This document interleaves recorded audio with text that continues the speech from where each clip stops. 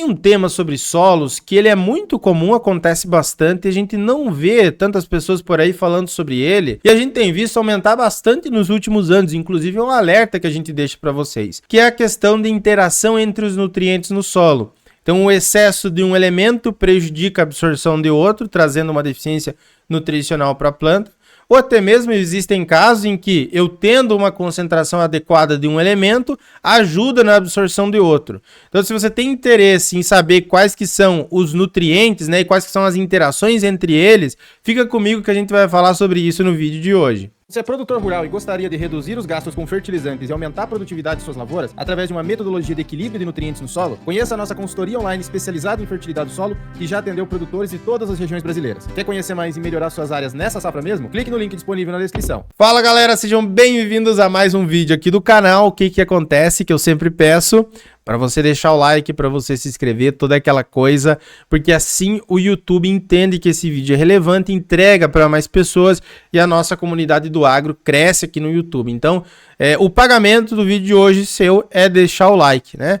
Vamos começar aqui, pessoal, falando sobre interação entre os nutrientes. Tá bem legal, fica até o final, porque talvez você tire alguns insights aqui para você fazer suas recomendações de adubação, para você melhorar aí o manejo nutricional no seu solo. Primeiro de tudo, a gente tem que saber que existem três principais formas de interação entre os nutrientes. A primeira forma, mais conhecida, é inibição competitiva e não competitiva. Por exemplo, a inibição competitiva é quando dois elementos eles competem pelo mesmo local de absorção lá dentro da planta, entre as membranas, né? Muito comum, por exemplo, o cálcio e o magnésio. A gente vai ver as interações entre os elementos aqui, você vai entender o que eu estou falando. Também existe um antagonismo, quando a presença de um determinado íon diminui a absorção de outro. E também existe o sinergismo, e o sinergismo é o contrário, é quando um elemento, estando em condições adequadas, ajuda na absorção de outro. Dá uma olhada nessa tabela que é bem interessante para a gente entender isso. Então, eu tenho o íon aqui e um outro íon.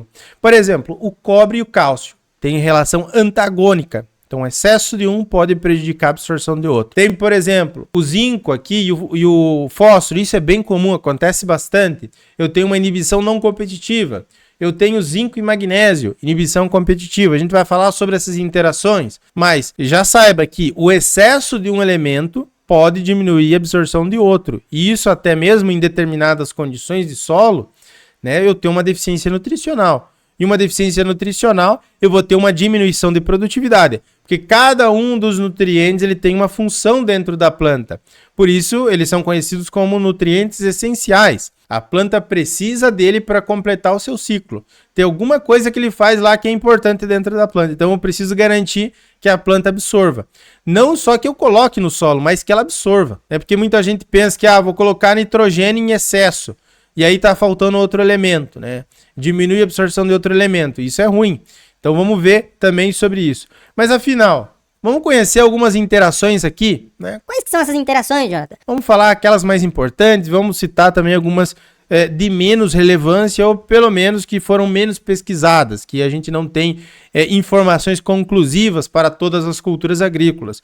Uma outra coisa que eu tenho que falar aqui, que cada cultura agrícola tem um comportamento nutricional. Então aqui na Consultoria Agrícola AgroBrasil, por exemplo, quando a gente vai fazer um plano de adubação, a gente faz um plano de adubação pensando no tipo de solo, nos fertilizantes que o produtor tem disponível ali na região, mas principalmente da característica nutricional daquela cultura agrícola, né? Do ciclo, né? Das fases de desenvolvimento, tudo isso é importante. Então, a primeira interação que a gente vai citar para vocês é o caso do enxofre e nitrogênio.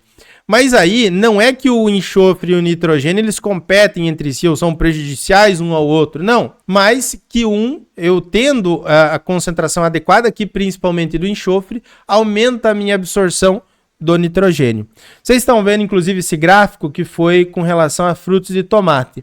Aqui eu tenho a produção de frutos em gramas por vaso e aqui eu tenho a relação entre nitrogênio e enxofre. Então eu tenho por exemplo, com a mesma concentração de nitrogênio e de enxofre, quanto aumenta essa relação, eu vou tendo mais nitrogênio e menos enxofre. Então o que os pesquisadores observaram? É que eu tenho aqui uma relação entre nitrogênio e enxofre ideal que chegou à máxima produtividade, que foi aqui, por exemplo, 2,36. Então, quando eu tinha 2,36 mais nitrogênio do que enxofre, eu consegui a melhor produtividade. A partir do momento em que aumentou o meu nitrogênio e o meu enxofre diminuiu a concentração dele, eu tive uma diminuição também de produtividade. Mas, Jonathan, por que isso acontece? Por alguns motivos. Quem acompanha aqui o canal ou quem participa também da nossa formação em nutrição de plantas sabe que o enxofre ele é componente de alguns aminoácidos essenciais para as plantas, que vão dar origem a proteínas. Os aminoácidos, né, o próprio nome já diz, ele é nitrogênio, né, ele tem nitrogênio na sua composição, aminoácidos. E o nitrogênio é muito importante para as proteínas. E existem alguns, por exemplo, aqui a metionina, né, a cisteína, que são aminoácidos, e eu preciso de enxofre para que eu tenha cisteína, para que eu tenha metionina. Então diminui o enxofre e diminui também a sintetização desses elementos, né, esses aminoácidos, e diminui a sintetização de proteínas. Então a limitação de disponibilidade de nitrogênio e enxofre ocasiona um desbalanço nutricional que diminui a sintetização dessas proteínas e também diminui a atividade da redutase do nitrato, que é uma enzima fundamental ali para a absorção de nitrogênio por parte da planta, né, em condições de falta de enxofre.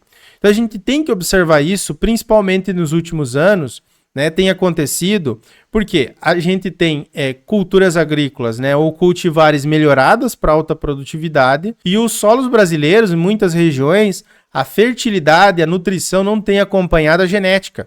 Então eu tenho uma genética boa para produzir, porém o solo não tem aquele elemento, ou não tem eles em equilíbrio. Então sempre dá uma olhada nas concentrações de enxofre ali no seu solo. É claro que a concentração de enxofre ideal varia de acordo com a cultura agrícola. Por exemplo, um amendoim. Preciso bem mais de enxofre do que, por exemplo, uma soja. Porém, a gente tem que olhar lá. Eu gosto sempre de manter, nas áreas que a gente atende aqui na consultoria, um enxofre acima de 10 miligramas por decímetro cúbico. Então dá uma olhada nisso. Também, às vezes, pedir esse enxofre à parte na análise de solo, porque alguns laboratórios eles não dão enxofre na análise química básica, então você tem que pedir à parte. Uma outra interação que acontece é entre fósforo e nitrogênio. E aí também uma relação sinérgica. Então, que eu tendo fósforo em concentrações adequadas, melhora a minha absorção do nitrogênio. Por quê, pessoal? A absorção do nitrato, que é a principal forma que a planta absorve o nitrogênio do solo, então eu tenho o nitrato, por exemplo, o amônio, quem acompanha os vídeos aqui há um tempo já, sabe sobre isso. Então, para eu absorver o nitrato, eu preciso de uma molécula lá chamada ATP, que é adenosina trifosfato. Então, adenosina trifosfato. Tem fósforo no ATP. Eu preciso de ATP para que a planta consiga absorver esse nitrato. Então, o suprimento inadequado de fósforo pode diminuir a absorção de nitrato e de amônio, diminuindo a absorção também do nitrogênio para a parte aérea da planta, que a planta precisa de muito nitrogênio. Ele é componente tanto da molécula de clorofila, da sintetização de aminoácidos, enfim.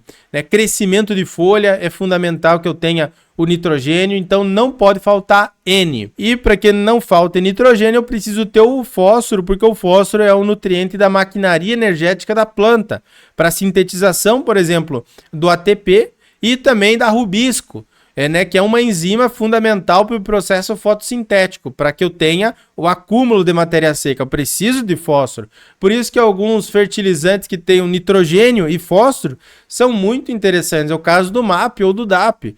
Em vários casos a gente indica o plantio ou com MAP ou com DAP, porque eu vou ter esse efeito sinérgico também entre eles. E também a falta de fósforo reduz a atividade da nitrogenase. Né? A nitrogenase é uma outra enzima aqui que é fundamental, principalmente para as plantas que fazem a fixação biológica de N, para que eu consiga ali ter formas de nitrogênio que a planta pode absorver. Né? Então, a fixação biológica de N, eu tenho lá o N2 atmosférico e eu preciso que esse N2 se transforme em nitrato ou em amônio, e quem vai fazer isso, quem vai nos ajudar a isso é a nitrogenase. Tudo bem? Então, porque se eu não tiver a enzima nitrogenase, vai diminuir a atividade também, eu não vou ter ATP ali nos nódulos de fixação biológica de N e vai diminuir então a absorção de nitrogênio. Outros elementos, o fósforo e zinco. Isso aqui vocês já me ouviram falar, né? É bastante comum de acontecer também.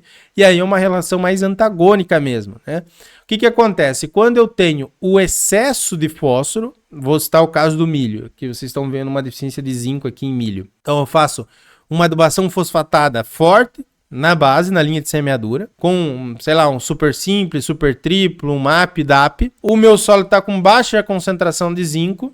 O milho é uma cultura sensível ao zinco, ou falta de zinco. Eu estou pegando uma genética de alta produtividade, vai acontecer uma deficiência de zinco, porque eu tenho uma relação ali que o excesso de fósforo, ou muito fósforo, vai inibir a absorção do zinco.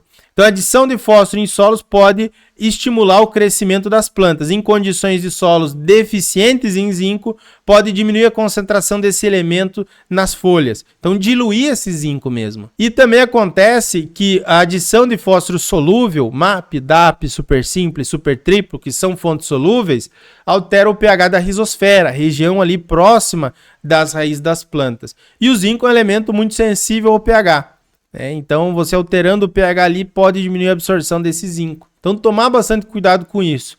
Então, em alguns casos, nós podemos suprir esse zinco de maneira preventiva via foliar. Principalmente se for milho, início de ciclo, V3, V4. Quando a planta tem 3, 4 folhas verdadeiras, a gente escolhe lá, por exemplo, um produto foliar para adicionar junto com herbicida ou com inseticida que for utilizar naquele momento, já com zinco, pensando nessa maneira preventiva se eu tiver algumas condições. Eu coloquei mais de 100 kg de fósforo solúvel P2O5 na linha de semeadura e o meu solo está com 0,2 mg de zinco. Talvez seja interessante já entrar com um produto quelatizado para evitar uma eventual deficiência. Outro caso que é muito comum e é a principal forma de interação entre os nutrientes, né, o que acontece com maior frequência, é entre potássio, cálcio e magnésio, as minhas bases do solo.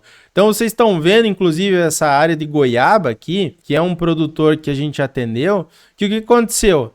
Ele estava com o solo com excesso de cálcio, excesso mesmo, 103 centimol de carga por decímetro cúbico. O magnésio não estava baixo, estava alto, né? Tava 4 centimol de carga por decímetro cúbico, e aí ele chegava lá, um consultor, um agrônomo, olhava a goiaba dele com esse sintoma de deficiência e falava: não, isso aqui é magnésio, então vamos aumentar magnésio. Porém, o magnésio do solo dele já estava em excesso, já estava prejudicial, já estava em excesso de magnésio, só que eu tinha muito mais cálcio. Então o cálcio estava inibindo o magnésio, estava inibindo o potássio aqui. Não é que estava faltando no solo magnésio, não. É que muito de um estava inibindo a absorção dos outros. Então eu tenho uma competição entre potássio, cálcio e magnésio.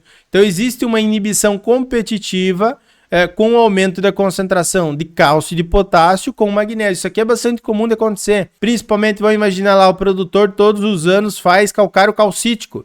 Ele tem um solo já que tem muito cálcio. E aí o magnésio, ele não se preocupa, ele nunca colocou magnésio. E aí ele sempre também aduba com cloreto de potássio. Então ele vai aumentando cálcio, ele vai aumentando potássio, e o magnésio dele fica esquecido. E aí vai passando, às vezes, 1 safra, 2 safras, 3 safras, e a soja dele vai começar a apresentar sintomas de deficiência de magnésio. O milho dele vai começar a apresentar sintomas, né? Outras culturas agrícolas, isso também acontece. O citros é sensível à falta de magnésio. Então, tomar bastante cuidado com isso. Cálcio, magnésio e potássio, devo ter uma relação de equilíbrio entre eles. Não é assim que também tem a relação cálcio e magnésio, né? Que o pessoal fala que é de 3 a 5 para 1. Então, 3 a 5 vezes mais cálcio do que magnésio. Isso aqui já caiu um pouco em desuso, é verdade. Eu posso ter mais cálcio, 7, 8, 9 vezes mais cálcio do que magnésio e não ter problema nenhum. A gente já viu isso várias vezes acontecendo. O que acontece muitas vezes é quando eu tenho um excesso mesmo de cálcio. Estou falando de 15, 20 vezes mais cálcio. E eu tenha uma concentração de magnésio baixa. Daí isso acontece com maior frequência, né? A planta não consegue absorver. Eu não estou falando em casos extremos. Existem casos extremos, como eu falei para vocês. Tem um estudo de caso da goiaba aqui no canal, você pode assistir. No casos extremos existem, por isso não é aquela coisa... eu devo fazer calagem todos os anos. Calma lá. Você pode trazer problemas para os solos se você fizer calagem todos os anos, se você não der uma olhada pelo menos na análise lá. Tudo bem? Então não faça calagem todos os anos sem ver se o seu solo precisa e também faça uma adubação equilibrada entre essas bases, entre potássio, cálcio e magnésio, que é sucesso.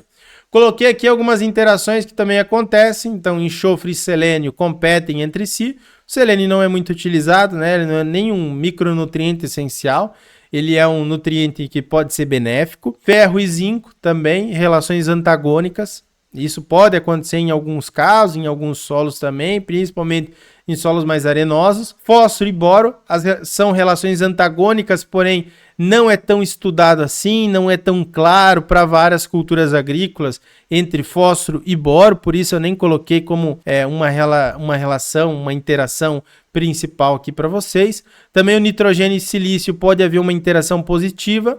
E existem várias outras interações que são pouco estudadas ou não são estudadas. Inclusive aqui tem uma foto da soja, né?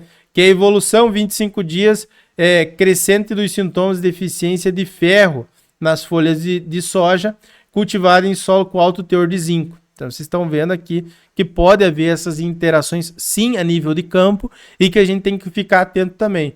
Sempre é interessante você, quando você acha que pode ser uma interação, dá uma olhada na análise de solo e dá uma olhada se tiver também na análise de folha. Isso vai ajudar você a dar uma olhada se a planta está conseguindo absorver, se você tem concentrações adequadas às vezes no solo de um elemento, porém na folha você não tem. Nesse caso pode ser que a planta tenha uma certa dificuldade de absorção.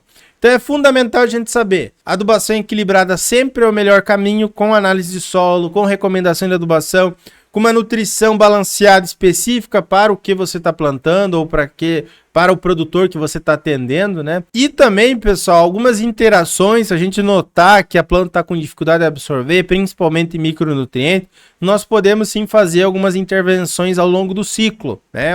Principalmente intervenção via foliar, pode ser também via produto, aplicado em área total? Pode, mas é mais difícil em alguns casos, beleza? Tem que ser avaliado caso a caso. Via foliar, se for micronutrientes, a gente pode fazer esse equilíbrio, ok? Se você precisar da consultoria aqui do canal Agro Brasil, abaixo na descrição desse vídeo você encontra um link para conversar conosco lá no WhatsApp. Também a gente vai deixar aqui no primeiro comentário fixado. Espero que tenham gostado desse vídeo, tenham aproveitado. Forte abraço e até a próxima. Tchau, tchau!